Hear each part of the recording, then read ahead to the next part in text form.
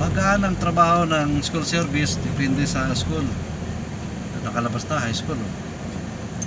Ayan guys, nakalabas na ang high school namin, ang B1. Shout out Bus B1. Kami pabalik na.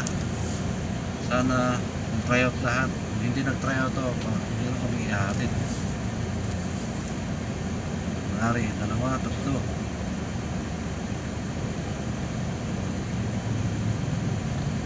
Ang buhay ng school bus driver at monitor, ito lang.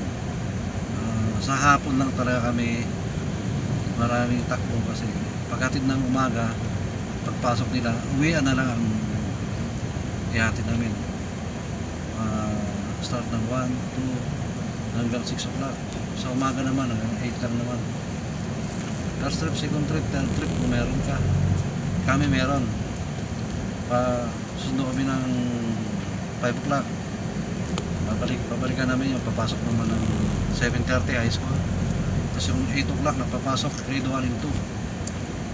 Pag hindi sumabay, na trip. Pero pag sumabay sana sa high school, pagitan na naman kasi halos kalating oras na lang kasi 8 o'clock tsaka 7 o'clock.